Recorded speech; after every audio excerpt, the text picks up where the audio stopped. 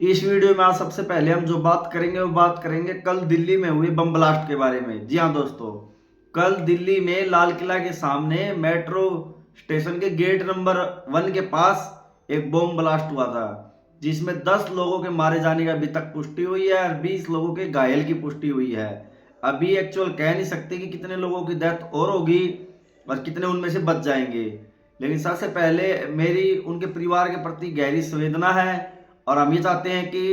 जो भी इस ब्लास्ट में इन्वॉल्व है उनको पकड़ा जाए और जल्द से जल्द और उन्हें सजा दी जाए। ऐसा ना हो कि उन्हें सजा देने में 3-4 साल 5 साल लग जाए, फिर कोई उनकी कोर्ट में पहुंच जाए उनकी जमानत करवाने के लिए। ये तो बेकसूर हैं जी, ऐसे हैं जी, क्योंकि जो लोग मारे गए उनके परिवार पर क्या बीत रही होगी ये कोई नहीं समझ सकता सिवाय उनके। हो सकता है किसी के घर में सिर्फ एक ही कमाने वाला हो तो उनका पूरा परिवार ही टूट जाएगा, उनको खाने की भी मुश्किल हो जाएंगे, लाले पड़ जाएंगे एकदम से। और दोस्तों, जो इस धमाके में जो कार इस्तेमाल हुई है वो i20 कार बताई जा रही है, जो कि पुलवामा में किसी के नाम रजिस्टर्ड बताई जा रही है। इसके अलावा एनआईए की टीम ने लगातार छापेमारी करके बहुत सारा विस्फोटक पदार्थ बरामद कर लिया है। फरीदाबाद से भी, अपने हरियाणा के फरीदाबाद से भी 2900 किलो के लगभग विस्फोटक पदार्थ जब्त किया गया है। और एनआईए की समझदारी के कारण ही मात्र ये छोटा सा ब्लास्ट ही हो सका, नहीं तो ये शायद ब्लास्ट का सिलसिलेवार हो सकता था, सिलसिला चल सकता था, यानी कि एक के बाद एक और भी ब्लास्ट हो सकते थे बहुत सारी जगह, क्योंकि पूरी प्लानिंग से लग रही थी, थोड़ा सा ऐसा लग रहा था, क्योंकि अलग अलग जगह पर अलग अलग इन सब का पकड़ा जाना, इन सब के पास विस्फोटक होना, ये इस बात का प्रमाण भी है। और इनमें जो नाम शामिल है वो आप जानते ही हैं लगभग किन के नाम हो सकते हैं। जी हाँ दोस्तों, शांति दूतों के नाम ही ज्यादा शामिल हैं, इसलिए लोग कहते रहते हैं कि आतंक का कोई धर्म नहीं होता, लेकिन बार बार इनका नाम ही सामने क्यों आता है। और अब देखना, इन्हें बचाने के लिए कोर्ट तक भी जाएगी, जरूर जाएगी, क्योंकि ऐसा पहले हो चुका है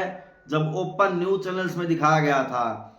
ताज होटल पर जो हमला हुआ था उसमें ओपन वीडियो आई थी हमला करते हुए कि सबकी, और बाद में उनको बचाने के लिए भी कोर्ट तक जाया गया था।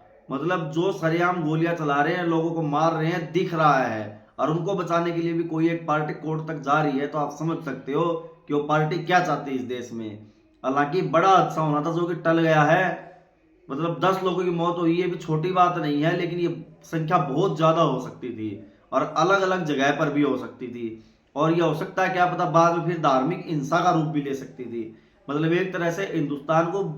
पूरी तरह से भीतर से तोड़ने की कोशिश की जा रही थी, लेकिन एनआईए के रहते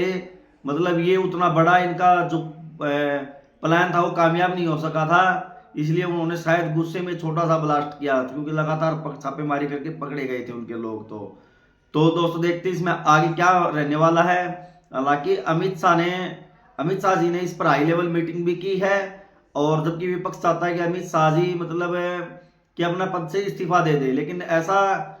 होना भी नहीं चाहिए, होना मुश्किल भी लग रहा है, होना भी नहीं चाहिए, क्योंकि वह गृह मंत्री है। अगर वो अभी अपने पद से इस्तीफा दे देंगे तो फिर नए गृह मंत्री को बनाना पड़ेगा, उन्हें बातें समझ में आएंगी, टाइम लगेगा,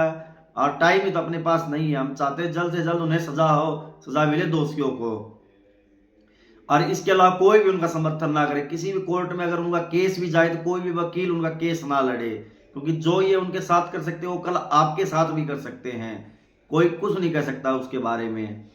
और इसके अलावा हाँ, पीएम मोदी जी आज भूटान गए हुए हैं। हालांकि उन्हें आज यहाँ पर रहकर देश को संबोधित करना चाहिए था, लेकिन शायद उनकी वो यात्रा पहले से ही बनी हुई थी और उसमें वहां जाना भी उनका जरूरी था, लेकिन उन्हें यहाँ रहकर ज्यादा संबोधित करना चाहिए देश को, क्योंकि ब्लास्ट कोई छोटी मोटी चीज नहीं है, ये बहुत ज्यादा मात्रा में हो भी सकती थी। लेकिन दोस्तों, हम उम्मीद करते हैं कि जो भी इस ब्लास्ट में मारे गए हैं उन सबको न्याय मिले, उचित न्याय मिले, और दोबारा इस देश में फिर दोबारा से ऐसा ना हो, और कोई भी दोबारा ऐसी हरकत करने की हिम्मत भी ना करे, दोषियों को ऐसी सजा मिले। ऐसा नहीं कि 10 साल 12 साल की कैद करके छोड़ दिया जाए, उन्हें उम्र कैद भी ना दी जाए, बल्कि उन्हें फांसी दी जाए, वो भी सरेआम दी जाए, ताकि कोई दूसरा ऐसा करने के बारे में सोचे भी तो वो 100 बार अपनी सोच को 100 बार अपने दिमाग में ही मार दे, करने की हिम्मत भी ना कर सके। ऐसा यही चाहते हैं दोस्तों हम सरकार से, और उम्मीद करते हैं सरकार भी कुछ ऐसा ही करेगी दोस्तों, और उम्मीद करते हैं ये देश ऐसे ही साथ जुड़ा रहे, आगे बढ़ता रहे। जय हिंद, जय भारत दोस्तों।